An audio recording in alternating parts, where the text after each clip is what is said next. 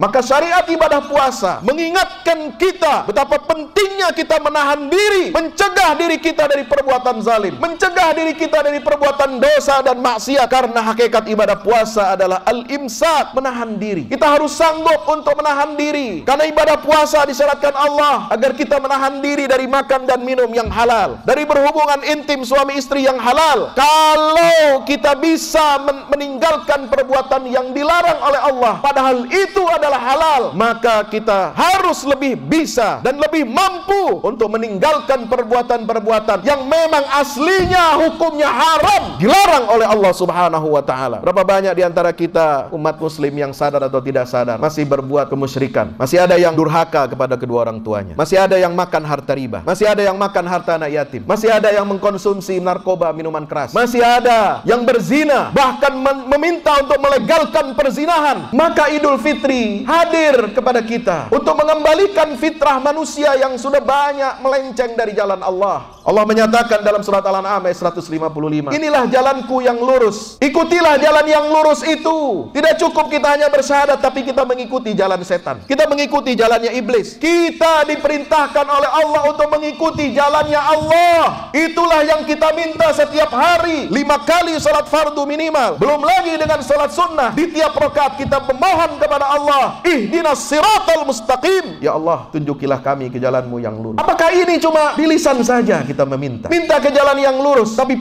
perilaku kita, perbuatan kita mengikuti jalan-jalannya iblis, mengikuti jalan-jalannya Yahudi dan Nasrani yang disebutkan di dalam surah Al-Fatihah itu. Siratal ladzina an'amta alaihim ghairil maghdubi alaihim waladdallin. Kita harus meniti jalan yang lurus, jalannya para nabi dan rasul, jalannya para siddiqin, jalannya para syuhada, jalannya para salihin, bukan jalan orang-orang yang dikutuk, dilaknat oleh Allah, bukan jalannya orang-orang yang tersesat dari jalan Allah. Berapa banyak di antara kita yang masih sadar atau tidak sadar mengikuti jalan mereka, sebagaimana diwanti-wanti oleh baginda Rasulullah sallallahu alaihi wasallam, demi Allah di akhir zaman kamu nanti itu kalian akan mengikuti tradisi-tradisi, jalan-jalan, cara-cara dan metode-metode yang ditempuh oleh umat-umat sebelum kalian. Umat sebelum Rasulullah yang paling dekat dengan kita adalah Yahudi dan Nasrani, karena umat sebelum itu sudah dihancurkan, dibinasakan oleh Allah Subhanahu wa taala. Maka di hari fitri yang berbahagia ini, marilah kita kembali kepada kesadaran kita, kesadaran tanggung jawab kita kepada Allah Subhanahu wa taala, sebelum kesadaran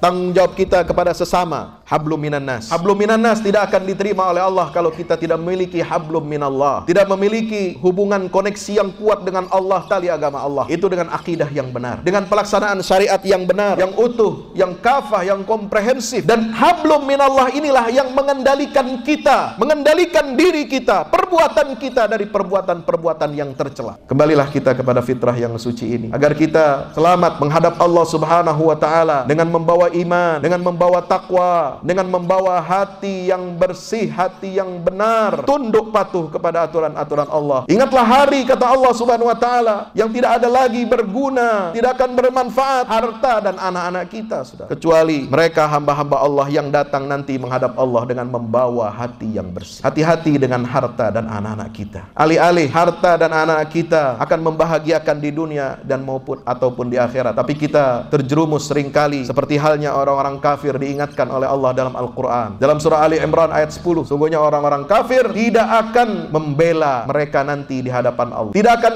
bisa membela mereka. Siapa? Harta-harta mereka dan anak-anak mereka. Maka mari kita hadirkan ketakwaan ini betul-betul, bukan hanya ditulis, bukan hanya diucapkan, bukan hanya dikomunikasikan, tetapi betul-betul mewujud dalam diri kita. Mudah-mudahan ibadah Ramadan kita senantiasa diterima oleh Allah Subhanahu wa taala dan menghadirkan ketakwaan pada masyarakat dan negara yang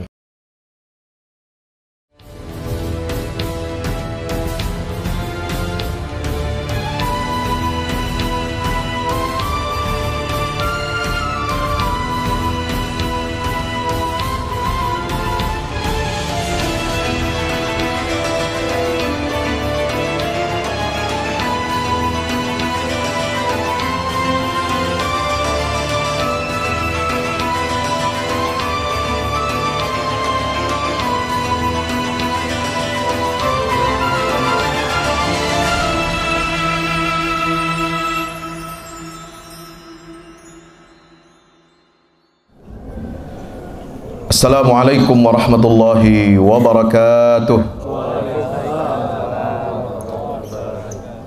Allahu Akbar. Allahu Akbar. Allahu Akbar. Allahu Akbar. Allahu Akbar. Allahu Akbar. Allahu Akbar. Allahu Akbar. Allahu Akbar. Walhamdulillahi katsira wa subhanallahi bukratan wa asila. Allahu Akbar kullama halla hilalun wa abdar. Allahu Akbar. Allahu Akbar kullama sama saimun wa aftar. Allahu Akbar kullama tarakama sahabun wa amtar.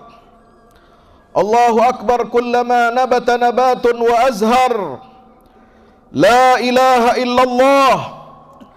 Wallahu akbar walillahil hamd. Alhamdulillahilladzi arsala rasulahu bil huda wa dinil haq liyuzhirahu 'ala ad-dini kullih walau karihal kafirun walau karihal musyrikun wa kafa billahi syahida.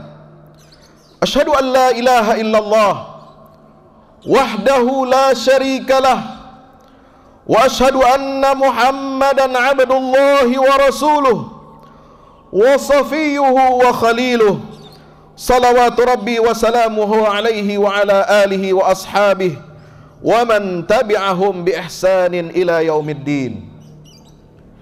Amma ba'du fa ya ibadallah, usi nafsi wa iyyakum bi taqwallah. Ittaqullah Ittaqullaha haqqa tuqatihi wa la tamutunna illa wa antum muslimun. Marilah kita bersyukur kepada Allah Subhanahu wa taala. Marilah kita melangitkan takbir, tasbih dan tahmid tahlil kita hanya untuk memuji Allah Subhanahu wa taala. Begitu banyak kenikmatan yang kita dapatkan, kita raih, sehingga kita dapat melaksanakan ibadah puasa Ramadan 1444 Hijriah ini tanpa ada kekurangan suatu apapun. Tetapi jamaah yang dirahmati Allah Subhanahu wa taala, kita juga terus-menerus wajib untuk menambah rasa syukur kita kepada Allah Subhanahu wa taala. Kenapa?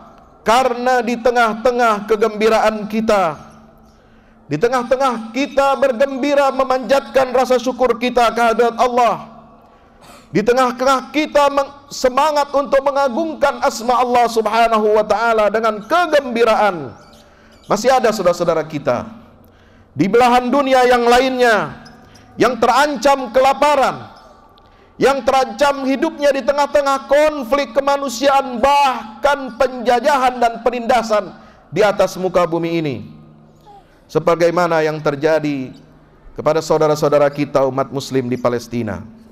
Kita bersyukur kepada Allah yang telah memberikan kekuatan lahir dan batin kepada saudara-saudara kita umat muslim, yang senantiasa mereka menjaga dan mempertahankan kesucian Masjidil Aqsa Al-Mubarak, Masjid Aqsa, kiblat pertama umat Islam, tempat Isra dan Mi'rajnya Nabi kita Muhammad sallallahu alaihi wasallam, yang diberikan oleh Allah kepada Nabi kita Muhammad dalam peristiwa Isra Mi'raj untuk melanjutkan misi dakwah para nabi dan rasul sebelumnya. Allahu Akbar. Allahu Akbar. Allahu Akbar walillahil hamd. Kita harus mewujudkan persaudaraan, mewujudkan persatuan umat, saling membela, saling asuh dan asih. Sebagaimana sabda Nabi sallallahu alaihi wasallam, "Matsalul mu'minina fi tawaddihim wa tarahumihim wa ta'atufihim kamatsalil jasadil wahid idza ishtaka minhu 'udwun tada'a lahu sairul jasadi bil humma was sahar." Perumpamaan orang-orang yang beriman dalam kasih sayangnya, dalam rasa cintanya dan kelemah lembutan di antara mereka, ibarat satu tubuh. Apabila satu tubuh itu ada anggotanya yang merasa sakit, maka seluruh anggota tubuhnya akan merasakan betapa sakitnya dia. Hadis riwayat Imam Muslim. Jamaah salat Idul Fitri yang dimuliakan Allah Subhanahu wa taala. Alhamdulillah, kita telah melaksanakan perintah Allah Subhanahu wa taala untuk beribadah puasa di bulan suci Ramadan 1444 Hijriah. Kita bersyukur kepada Allah dengan adanya pelatihan yang intensif, karantina spiritual, konsentrasi kita untuk beribadah kepada Allah Subhanahu wa taala. Karena Allah berikan kepada kita syariat yang sangat istimewa, yaitu syariat ibadah puasa. Betapa kita saat ini sangat memerlukan syariat yang bukan hanya memerintahkan kita untuk mengerjakan sesuatu, melaksanakan perintah Allah, tetapi sekaligus melatih kita untuk menahan diri dari segala perbuatan-perbuatan yang dilarang oleh Allah, dari perbuatan-perbuatan yang lacur, dari perbuatan-perbuatan yang zalim, dari perbuatan dosa dan maksiat kepada Allah Subhanahu wa taala. Hanya ibadah puasa yang bisa menggabungkan dengan begitu indahnya antara pelaksanaan perintah Allah, kita taati, ya ayyuhalladzina amanu kutiba alaikumusiyam kama kutiba alal ladzina min qablikum, dengan inti syariat ibadah puasa yang intinya adalah, hakikatnya adalah untuk menahan diri kita. Syariat menahan diri ini yang sangat penting dalam kehidupan kita saat ini, dewasa ini, di mana kita terkadang melupakan syariat menahan diri ini. Kita merasa bebas untuk melakukan apa saja. Kita bebas untuk melakukan kezaliman. Kita bebas untuk melakukan kecurangan. Kita bebas untuk melakukan penistaan. Kita bebas untuk melakukan penodaan terhadap simbol-simbol agama Islam, terhadap ajaran-ajaran Islam, terhadap syariat Islam. Kita bangga kita sudah beribadah kepada Allah. Kita bangga kita sudah salat. Kita bangga kita sudah berzakat, sudah mengeluarkan infak, sedekah, seperti tadi diumumkan oleh panitia. Kita bangga sudah melakukan ini dan itu, bahkan haji berulang-ulang, umrah berulang-ulang setiap tahunnya.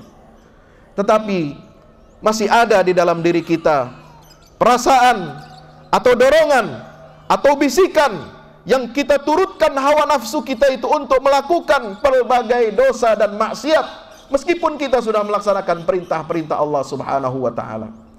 Maka syariat ibadah puasa mengingatkan kita betapa pentingnya kita menahan diri, mencegah diri kita dari perbuatan zalim, mencegah diri kita dari perbuatan dosa dan maksiat.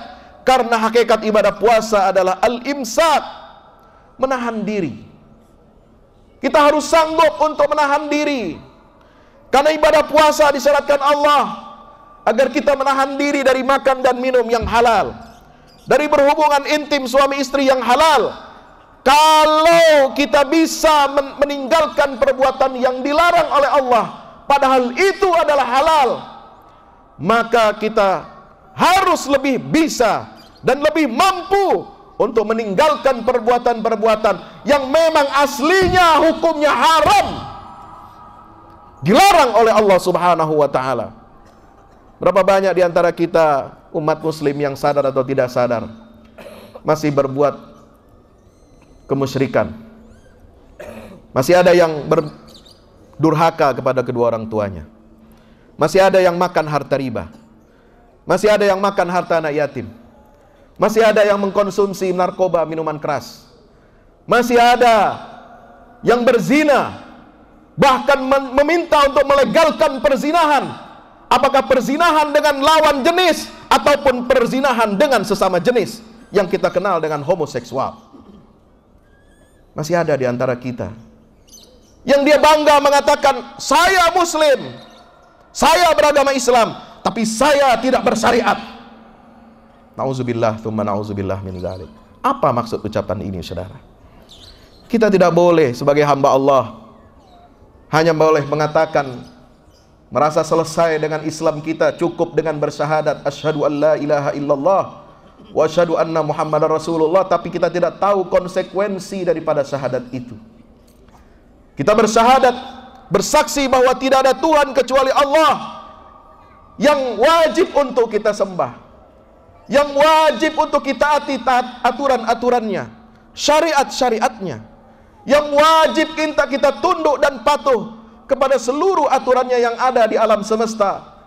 Kalau matahari, bulan, bumi, langit, gunung-gunung, semua makhluk tunduk kepada Allah Subhanahu wa ta'ala, mengikuti sunnatullah, mereka bertasbih mengikuti seluruh alam semesta ini di bawah perintah Allah Subhanahu wa ta'ala, maka kita sebagai hamba Allah, sebagai manusia, betapa kurang ajarnya, betapa zalimnya kita kepada diri kita sendiri sebelum kita menzalimi Allah Subhanahu wa ta'ala. Wa ma qadarullaha haqqa qadri. Betapa kita menzalimi diri kita sendiri dengan berani mengatakan, saya muslim tapi saya tidak bersyariat. Nauzubillah tsumma nauzubillah min zalik. Maka Idul Fitri hadir kepada kita untuk mengembalikan fitrah manusia yang sudah banyak melenceng dari jalan Allah. Wa anna hadza sirati mustaqiman fattabi'uhu wa la tattabi'us subul fatafarraqa bikum an sabili dzalikum wassaqum bihi la'allakum tattaqun. Allah menyatakan dalam surat Al-An'am ayat 155, inilah jalanku yang lurus, ikutilah jalan yang lurus itu. Tidak cukup kita hanya bersyahadat, tapi kita mengikuti jalan setan, kita mengikuti jalannya iblis. Kita diperintahkan oleh Allah untuk mengikuti jalannya Allah. Itulah yang kita minta setiap hari, 5 kali salat fardu minimal, belum lagi dengan salat sunnah. Di tiap rakaat kita memohon kepada Allah, ihdinas siratal mustaqim, ya Allah, tunjukilah kami ke jalanmu yang lurus. Apakah ini cuma di lisan saja kita minta ke jalan yang lurus, tapi perilaku kita, perbuatan kita mengikuti jalan-jalannya iblis, mengikuti jalan-jalannya Yahudi dan Nasrani yang disebutkan di dalam surah Al-Fatihah itu. Siratal ladzina an'amta alaihim ghairil maghdubi alaihim waladdallin. Kita harus meniti jalan yang lurus, jalannya para nabi dan rasul, jalannya para siddiqin, jalannya para syuhada, jalannya para salihin. Bukan jalan orang-orang yang dikutuk, dilaknat oleh Allah. Bukan jalannya orang-orang yang tersesat dari jalan Allah. Berapa banyak di antara kita yang masih sadar atau tidak sadar mengikuti jalan mereka, sebagaimana diwanti-wanti oleh baginda Rasulullah sallallahu alaihi wasallam, la tattabi'unna sanana man kana qablakum shibran bi shibrin wa dhira'an bi dhira'in hatta idza dakhalu hujrat dabbi la dakhaltumu. Demi Allah, di akhir zaman kamu nanti itu, kalian akan mengikuti tradisi-tradisi, jalan-jalan, cara-cara dan metode-metode yang ditempuh oleh umat-umat sebelum kalian. Umat sebelum Rasulullah yang paling dekat dengan kita adalah Yahudi dan Nasrani. Karena umat sebelum itu sudah dihancurkan, dibinasakan oleh Allah Subhanahu wa taala. Umat Nabi Nuh hancur. Umat Nabi Saleh hancur, kaum Tsamud. Umat Nabi Hud, kaum Ad hancur. Umat Nabi Lut yang melakukan sodomi, homoseksual hancur, dibinasakan oleh Allah Subhanahu wa taala. Umat kaum Madian, umatnya Nabi Shu'aib juga dihancurkan oleh Allah taala. Hanya umatnya Nabi Musa dan Nabi Isa yang dibiarkan, disisakan untuk kita, untuk menjadi ibrah, menjadi cermin pelajaran buat kita. Betapa hinanya jika sebuah umat, apalagi dia mengaku mengikuti Rasul yang membawa petunjuk kitab suci Taurat dan Injil, betapa hinanya kalau kita mengikuti jalan mereka yang telah meninggalkan syariat Allah Subhanahu wa ta'ala dan mencampakkan kitab sucinya di belakang punggung mereka. Itu yang disebutkan di dalam Al-Quranul Karim. Silakan Anda bolak-balik baca surat Al-Baqarah, surah Al-A'raf, surah Al-Anbiya, surah Al-Qasas, surah Asy-Syu'ara.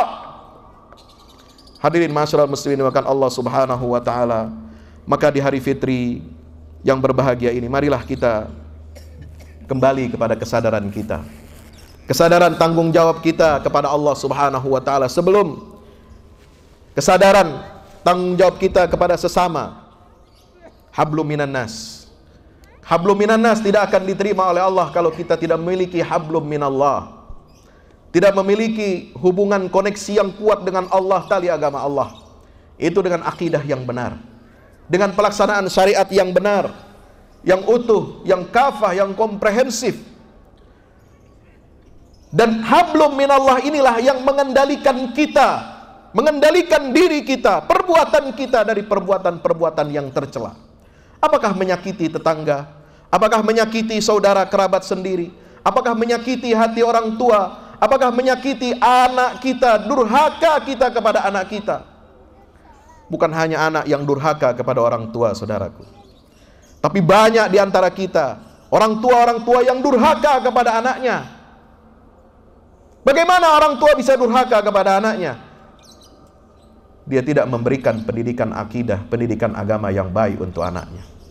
Dia sekolahkan anaknya tinggi-tinggi, hebat-hebat, bahasa Inggris, bahasa asing dikuasai, sains dikuasai, tapi minim akidahnya, tidak ditegakkan syariat di dalam keluarganya. Orang tua macam apa seperti ini, saudara? Inikah yang disebut sebagai fitrah? Fitratallahi allati fataran nasa 'alaiha. Mana tanggung jawab kita semua sebagai orang tua untuk menjaga dan merawat fitrah setiap anak yang lahir di dalam keluarga kita? Ini tanggung jawab kita semua, tanggung jawab Anda semua, saya juga. Karena anak-anak kita itu lahir dalam keadaan fitrah. Kullu mauludin yuladu 'alal fitrah, fa abawahu yuhawwidanihi aw yunassiranihi aw yumajjisanihi. Tapi karena pendidikan dan pola asuh kedua orang tuanya itulah yang menyebabkan anak ini keluar dari jalan Allah, menyimpang dari jalan yang lurus. Orang tuanya membuat dia bahkan menjadi Yahudi Nasrani. Saya kira tidak ada orang tua yang mau memurtadkan anaknya, betul? Tidak ada. Tetapi karena minimnya pendidikan akidah, kita tidak peduli dengan akidah kita. Kita hanya tahunya bahwa anak kita sholat Jumat, sampai Jumatan pun tidur lelap. Tahunya setahun sekali, dua kali Idul Fitri, Idul Adha, bawa anak kita sholat Id. Tapi kita tidak tahu bagaimana melaksanakan syariat di tengah keluarga kita, tidak mendidik anak-anak kita dengan iman dan akidah. Maka mudah terkikis hati mereka, pikiran mereka, perbuatan mereka mengikuti arahan-arahan, mengikuti tontonan-tontonan dan tuntunan-tuntunan yang diproduksi oleh al-maghdub alaihim dan ad-dallin. Saudaraku yang dirahmati Allah Subhanahu wa ta'ala, mari kita sebagai orang tua kembali kepada fitrah kita, menjaga anak-anak kita. Semakin berat tantangan kehidupan kita, bukan hanya soal ekonomi. Tantangan ekonomi, tantangan politik kecil, krisis pangan, krisis ekonomi kecil. Tapi yang lebih berbahaya adalah kalau kita punya krisis akidah, dan itu tidak melihat waktu, tempat, dimanapun kita berada. Mungkin kita makmur, mungkin kita kaya raya, mungkin kita punya ini dan itu, tetapi kita mengalami krisis akidah yang tidak kita sadari, krisis syariat yang tidak kita sadari, yang itu nanti akan menyebabkan kita sengsara di dunia maupun di akhirat kelak.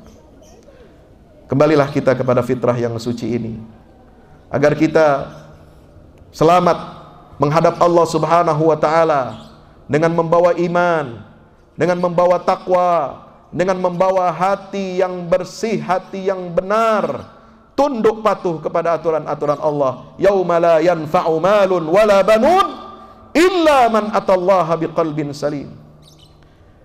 Ingatlah hari, kata Allah Subhanahu wa ta'ala, yang tidak ada lagi berguna, tidak akan bermanfaat harta dan anak-anak kita, saudara, kecuali Mereka hamba-hamba Allah yang datang nanti menghadap Allah dengan membawa hati yang bersih. Hati-hati dengan harta dan anak-anak kita. Alih-alih harta dan anak kita akan membahagiakan di dunia dan ataupun di akhirat, tapi kita terjerumus seringkali seperti halnya orang-orang kafir diingatkan oleh Allah dalam Al-Quran.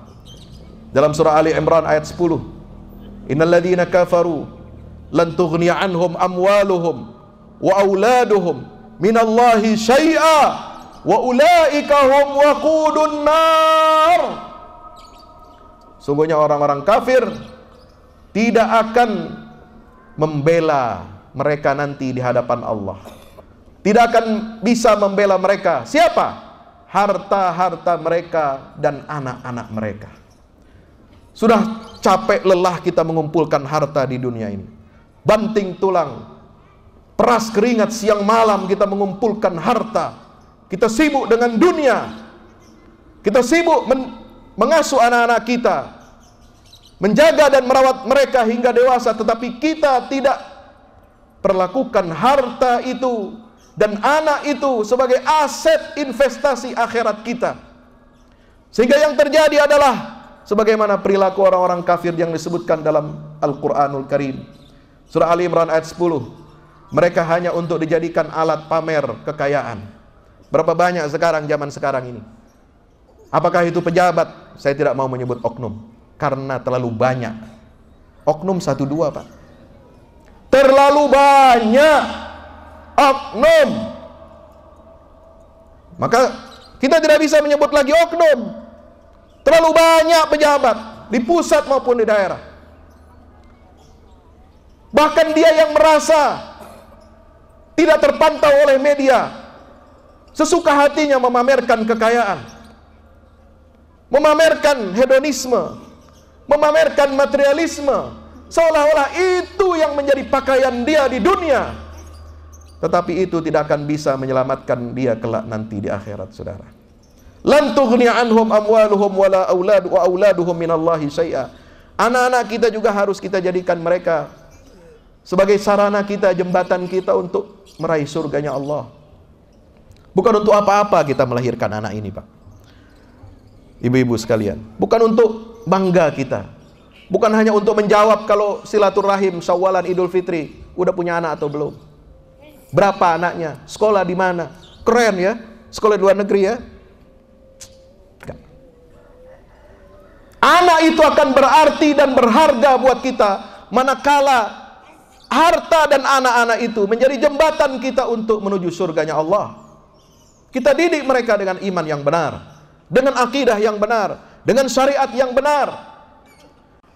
Sebab kalau tidak kita pergunakan harta dan anak-anak yang Allah titipkan karunia itu kepada kita, maka harta dan anak itu, kata Allah, ulaika hum waqudun nar, mereka bisa di akhirat nanti jadi bahan bakarnya di neraka. Bahan bakar untuk apa? Untuk memanggang dan membakar orang tuanya.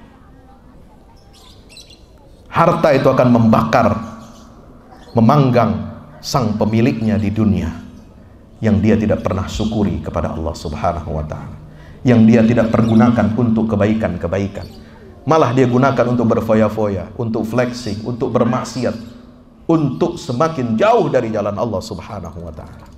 Maka mari kita berlindung kepada Allah Subhanahu wa ta'ala di hari fitri ini, dengan penempaan ibadah puasa yang kita harapkan melahirkan ketakwaan kepada Allah Subhanahu wa ta'ala.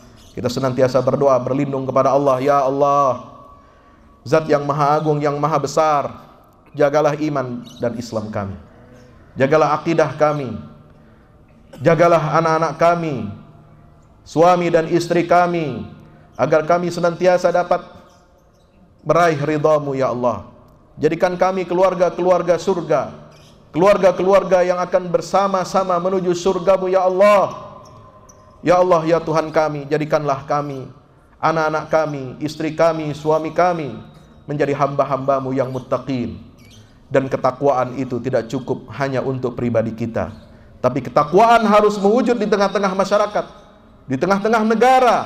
Karena itu disebutkan di dalam surat Saba tadi yang saya baca, laqad kana li saba'in fi maskanihim ayah jannatani 'an yamini wa shimal kulu min rizqi rabbikum washkurulah baldatun tayyibatun wa rabbun ghafur.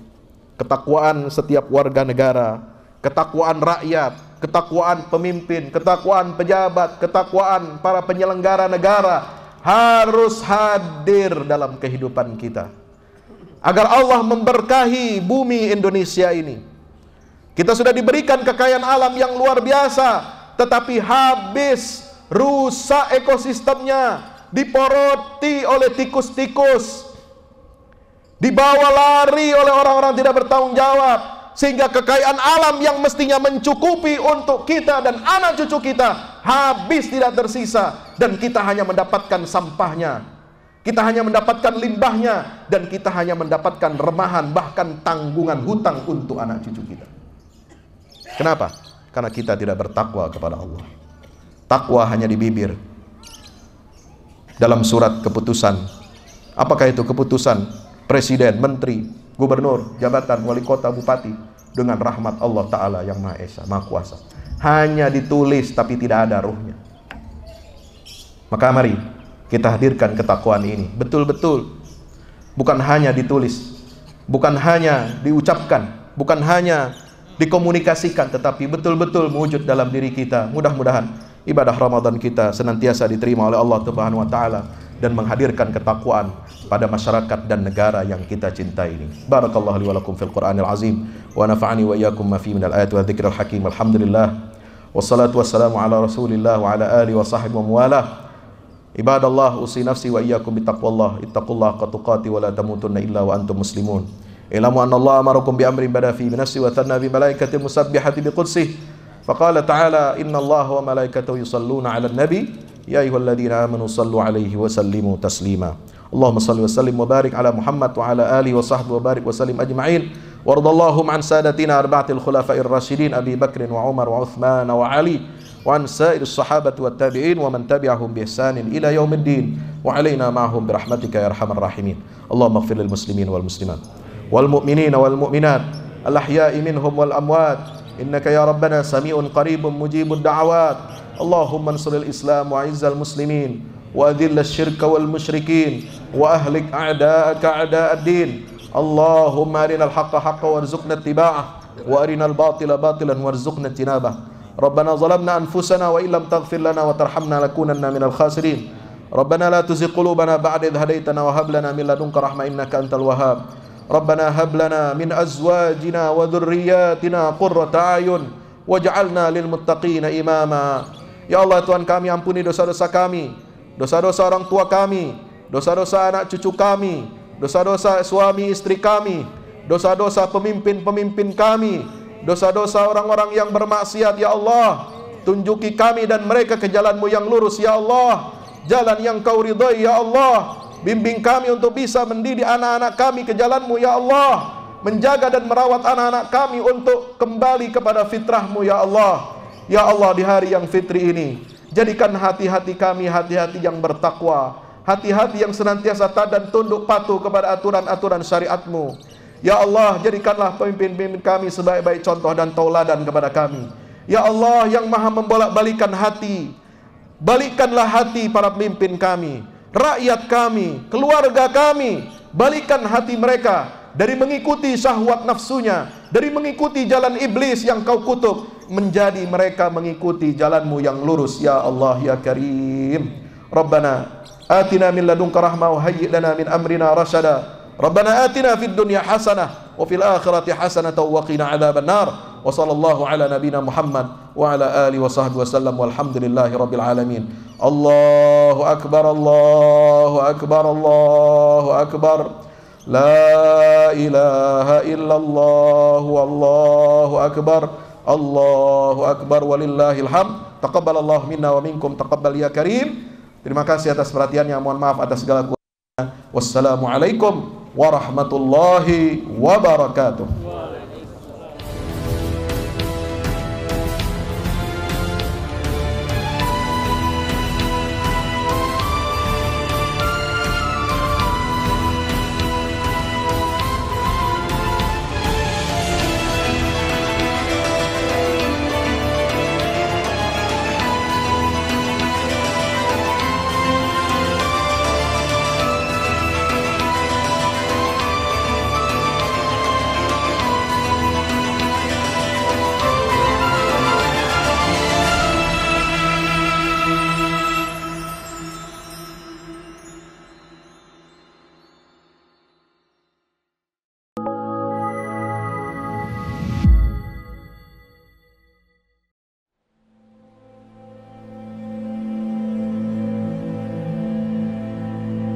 Assalamualaikum sahabat.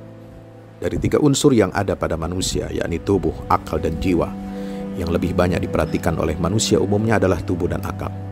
Tubuh kita isi dengan makan bergizi sebanyak 3 kali sehari. Bila perlu kita tambah dengan vitamin dan suplemen. Adapun akal kita isi dengan ilmu pengetahuan.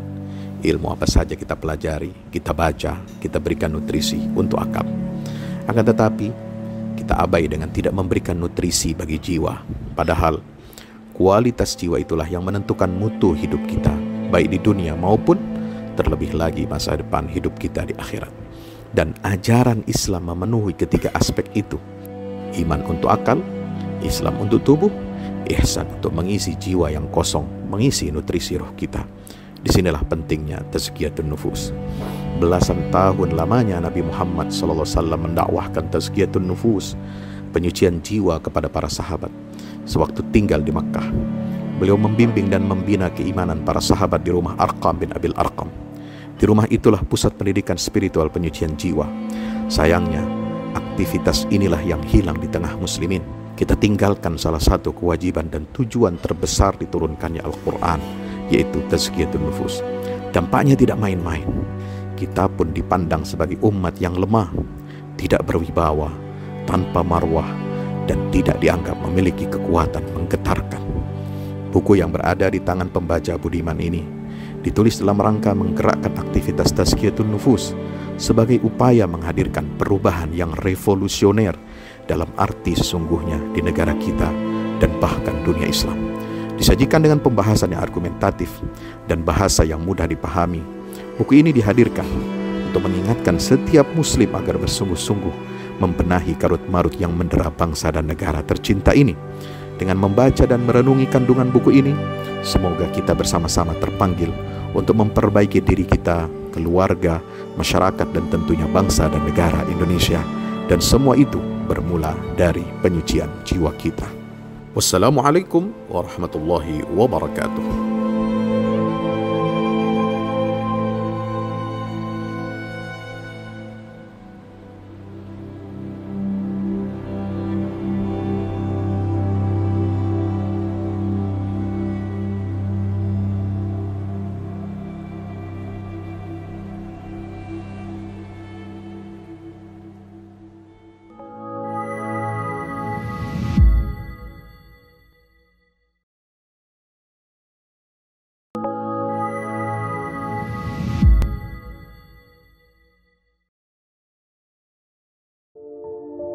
Assalamualaikum warahmatullahi wabarakatuh. Saudaraku, Anda bosan mendengar khutbah Jumat yang isinya soal ketakwaan tapi tidak jelas dan kurang menggugah? Jemu menyimak khutbah Jumat yang isinya mengingatkan kematian, tapi herannya malah bikin kita tidak tergerak berbuat baik. Atau jenuh menyimak khutbah Jumat dan memilih memejamkan mata, merehatkan diri alias tertidur saat khutbah Jumat. Kadang isi khutbah Jumat yang disampaikan sudah baik dan aktual, tetapi disajikan dengan kurang menarik, bikin bosan dan kantuk. Kadang cara penyajian khotib sudah komunikatif, tetapi materi khutbahnya itu-itu saja yang sering didengar jamaah. Kadang ada yang bagus temanya dan penyampaiannya, cuma sayang, khotib terlalu tendensius menyerang kalangan tertentu. Buku ini hadir untuk menawarkan khutbah yang menggugah sekaligus berpotensi mengubah jamaah. Makna dihadirkan, hikmah dikedepankan, sunnah khutbah pun diperhatikan. Disusun dengan bahasa santai lagi menggugah, bertutur lisan tapi tersaji secara sistematis. Buku ini layak dibaca untuk semua kalangan, yang ahli ataupun yang awam, yang bisa berkhutbah ataupun yang tengah belajar atau bahkan sekedar jamaah Jumat. Selain itu, buku ini merupakan asupan bergizi literasi generasi muda dalam menambah wawasan keislaman dan cara hidup berislam sesuai petunjuk Allah dan Nabi. Khutbah-khutbah Jumat penyucian jiwa bangsa ini hadir sebagai penawar bagi para khatib agar mampu tampil sebagai sosok yang bisa mencerahkan jamaah, menghadirkan hikmah di dada mereka selepas pulang dari sholat Jumat, untuk selanjutnya mereka merindukan momen di waktu-waktu berikutnya. Sebab itulah, khutbah Jumat memang harus disimak dengan jiwa merekah dan penuh nikmat.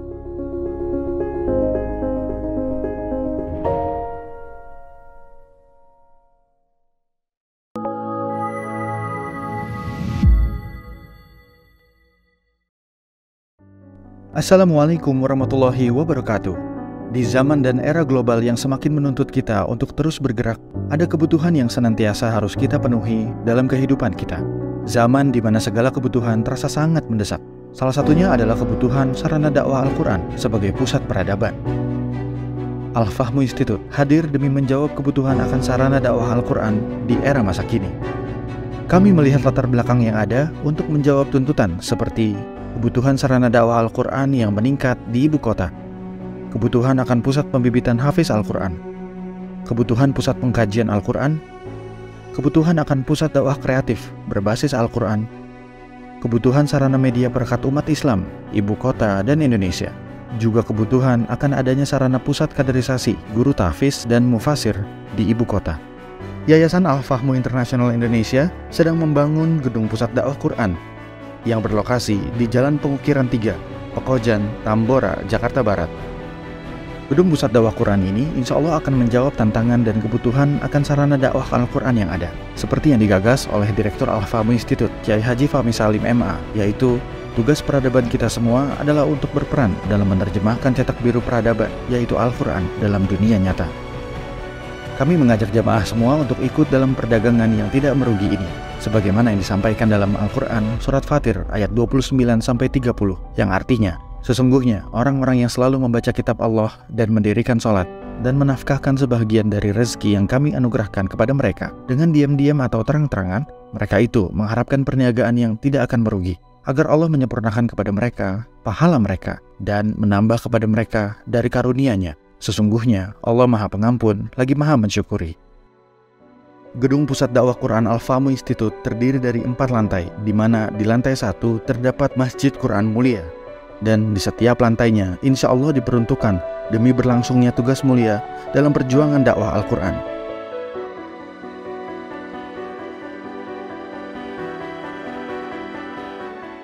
Berikut adalah rencana anggaran biaya yang dibutuhkan dalam pembangunan Gedung Pusat Dakwah Quran.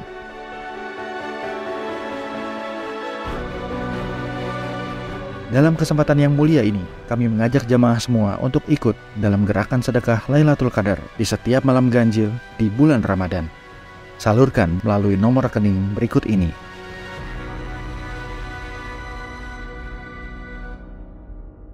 Al-Fahmu Institute, bahagiakan Indonesia dengan dakwah Quran.